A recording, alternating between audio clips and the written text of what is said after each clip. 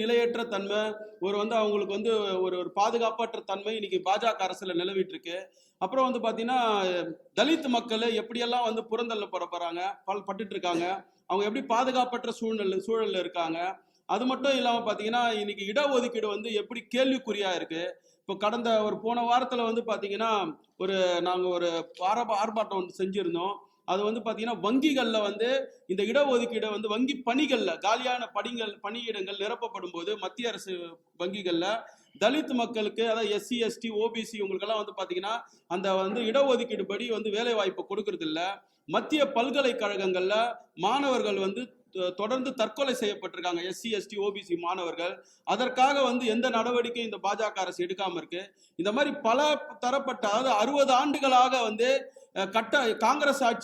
காங்கிரஸ் கட்சியால் கட்டமைக்கப்பட்ட இந்தியாவை குரங்கு கையில் பூமாலை போல, அதாவது மோடி கையில இன்னைக்கு இந்தியா மாட்டிக்கின்னு குரங்கு கையில பூமாலை மாதிரி சிக்கி தவிக்குதுன்றத எடுத்து உரைக்கணும். நாங்க 234 தொகுதியிலும், குறிப்பா தமிழ்நாட்டில் 234 தொகுதியிலையும் மக்களிடத்துல இந்த மாதிரி இவங்களுடைய பிஜேபி உடைய பாசிச அரசின் வன்மையான கொள்கைகளை மக்களிடம் எடுத்து சொல்றதுக்காக நாங்க எங்களுடைய எஸ்சி துறையின் தலைவர்களை அவங்களுக்கு பயிற்சி கொடுத்து, அந்த பயிற்சியின் மூலமா அவங்க மக்களிடம் நேரடியாக சந்திச்சு இந்த மாதிரி சூழலை மக்களிடம் எடுத்து இருக்கிற வேலையை தான் நாங்கள் செய்ய போறோம். இந்த பயிற்சி முகாமில் பாத்தீங்கன்னா 234 தொகுதி தலைவர்கள், நான் சொல்றது எஸ்சி துறையில இருக்கிற 234 தொகுதி தலைவர்கள் நாங்கள் நியமிச்சிருக்கிறோம். 77 மாவட்ட தலைவர்களை நாங்கள் நியமிச்சிருக்கோம் எஸ்சி துறையில. மொத்தம் 73 மாநில நிர்வாகிகள், அதாவது மாநில துணைத் தலைவர்கள், மாநில பொதுச் செயலாளர்கள் மட்டும் இல்லாம குறிப்பா தமிழ்நாட்டில் வன்கொடுமை தடுப்பு ஒருங்கிணைப்பாளர்கள் ஒரு குழு அமைச்சிருக்கோம். அந்த குழுவோட ஒருங்கிணைப்பாளர் வழக்கறிஞர் ரத்னா வந்திருக்காரு. இன்னும் 6 பேர் இருக்காங்க, கணேசமூர்த்தி அந்த மாதிரி சொல்லிட்டு இருக்காங்க.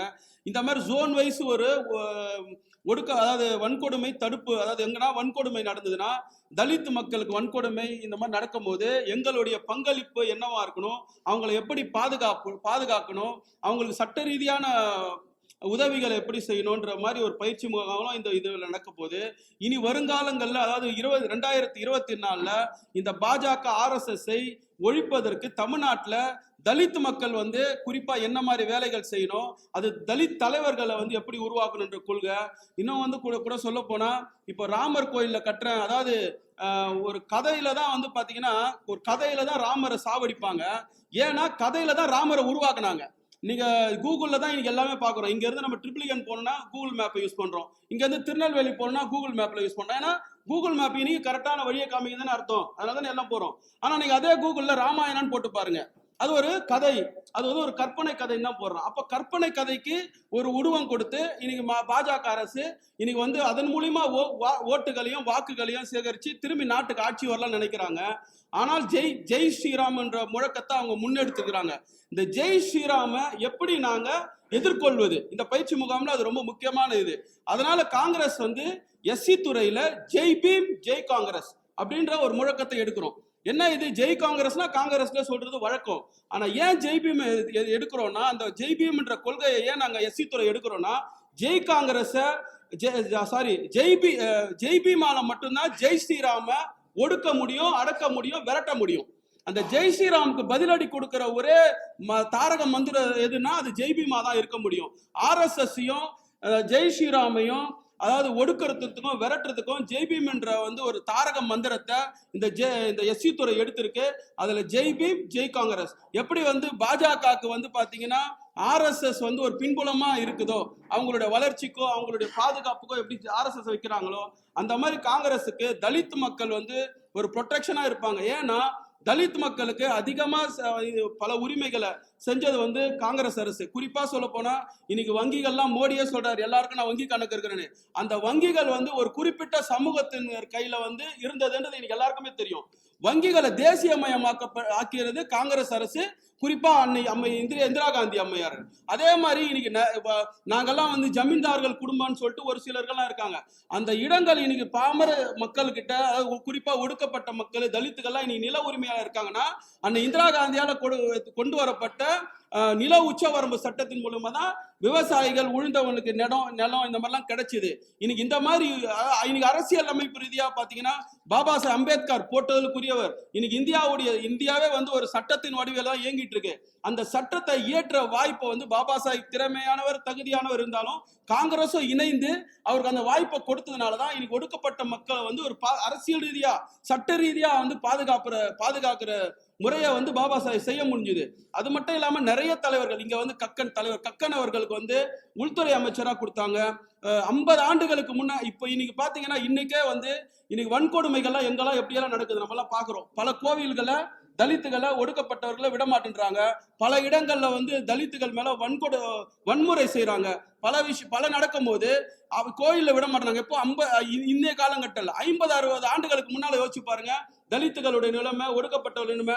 ஆனா அன்னைக்கு பெருந்தலைவர் காமராஜர் அவர்கள் தலைமையிலான காங்கிரஸ் அரசு திரு பரமேஸ்வரன் அவர்கள் என்ற பட்டியலின சமூகத்துக்கு வந்து அறநிலைத்துறை அமைச்சர் கொடுத்தது.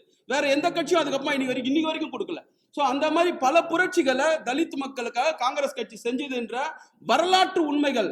நாங்க வந்து பிஜேபி மாதிரி வந்து பொய்களையே சொல்லி பொய்களையே அன்றாடம் பொய்களை சொல்லினா உண்மை ஆயிடுன்ற மாதிரி பிஜேபி தத்துவம் வேற. காங்கிரஸ் வந்து உண்மையான வரலாறுகளை குறிப்பா தலித் மக்களுக்கு, சிறுபான்மை மக்களுக்கு, ஒடுக்கப்பட்ட மக்களுக்கெல்லாம் காங்கிரஸ் என்ன செஞ்சது என்ற உண்மையான வரலாறுகளை எங்கள் பிரதிநிதிகளுக்கு எடுத்துரைத்து அவர்களை தயார்படுத்தி எப்படி வந்து RSSல வந்து ஒரு பயிற்சி முகாம்லாம் நடத்து அவங்களோட கொள்கையை பரப்புறதுக்கு அவங்களுக்குள்ளேயே ஒரு ராணுவ அமைப்பு மாதிரி வைக்கிறாங்களோ அதே மாதிரி காங்கிரஸ் கட்சிக்கு இந்த SC துறை வந்து ஒரு பக்கபலமான ஒரு ராணுவ அமைப்பாக வந்து எப்படி இன்னும் மேல சொல்ல போனா ஒரு சூசைடு என்ன சொல்லுவாங்க, ஒரு தற்கொலை பயணமாக காங்கிரஸ் கட்சியை வந்து எடுத்துட்டு வரதுக்கான வேலைகளை செய்யறதுக்காக பல முனைப்புகளை வந்து எடுத்து அதற்காக தலைவர்களை உருவாக்குற வேலையை தான் இந்த 2 நாள் பயிற்சி முகாம்ல செய்யறதா இருக்கும்.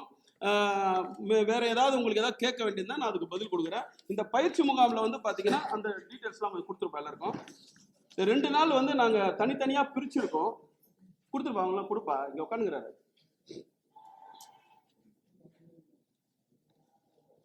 இங்க கூட இந்த சைட்ல கூட கொஞ்சம் சீக்கிரம் மறைக்காத போ, குஞ்சு போ, சீக்கிரம் கொடு. இந்த பயிற்சி முகாம்ல வந்து கலந்துக்கிறது வந்து பாத்தீங்கன்னா என்னுடைய தலைமையில நடக்குது.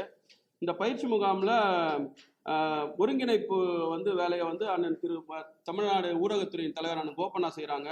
வரவேற்புரையை அண்ணன் பொன்கிருஷ்ணமூர்த்தி செய்யறாங்க. இந்த விழாவை வந்து சீஃப் கெஸ்டா வந்து திரு முகுல் வாஸ்னிக் அவர்கள் வந்து கலந்துக்கிறாங்க. அதுக்கப்புறமா வந்து பாத்தீங்கன்னா இந்த விழாவில் வந்து பாத்தீங்கன்னா அட்ரஸ் வந்து RSS and BJP agenda impose brahminical supremacy of to detail Congress social justice agenda in India அப்படின்ற தலைப்புல வந்து டாக்டர் அஜய்குமார், அதாவது தமிழக பொறுப்பாளர், அவர் வந்து இந்த டாபிக்கை பத்தி பேசுறாரு. எங்க அகில இந்திய SC துறையின் தலைவர் வந்து ராஜேஷ் லோத்தியா அவர்கள் வந்து objectives of the Tamil Nadu social justice convention of SC department எப்படியெல்லாம் என்ன இதுன்றதை பேசுறாங்க. அதை தொடர்ந்து வந்து தலைவர் அழகிரி வந்து அதாவது அவர் 5 ஆண்டுகளை வந்து இந்த காங்கிரஸ் கட்சியில வந்து பயணிச்சிருக்காரு. இந்த 5 ஆண்டுகள் இல்லாம அவருடைய அரசியல் வாழ்க்கை வந்து ஒரு 50 ஆண்டுகள் அரசியல் வாழ்க்கை. இந்த 50 ஆண்டுகள் அரசியல் அனுபவங்களை வச்சு இந்த காங்கிரஸ் கட்சி தமிழ்நாட்டுல குறிப்பா எப்படியெல்லாம் தலித் எம்பவர்மெண்ட் பண்ணிருக்குன்ற பத்தி டீட்டெயில்டா வந்து விளக்க உரையை வந்து தலைவர் அழகிரி கொடுக்குறாங்க.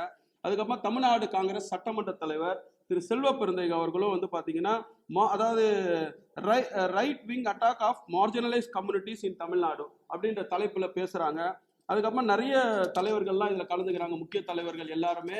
இது ஏன் என்ன சொல்றேன்னா, இன்னொரு விஷயம் இப்பவும் சொல்றேன், தமிழ்நாடு காங்கிரஸ் 50 ஆண்டுகளுக்கு முன்னாடி ஐயா கக்கனுக்கு கொடுத்துருக்காங்க, பரமேஸ்வர் கொடுத்தாங்கன்றேன். இன்றைய நிலைமையில தமிழ்நாடு காங்கிரஸ் கட்சி சட்டமன்றத்துல 18 MLAக்கள் காங்கிரஸ்ல இருக்காங்க. அதுல 16 பேர் வந்து நான் தலித்து, 2 பேர் தான் தலித்து. ஆனா அந்த 2 பேர் தலித்துல இருக்கிற ஒருத்தருக்கு அண்ணன் செல்வ பெருந்தகைக்கு சட்டமன்ற குழு தலைவர் கொடுத்ததுதான் இந்த காங்கிரஸ் கட்சி.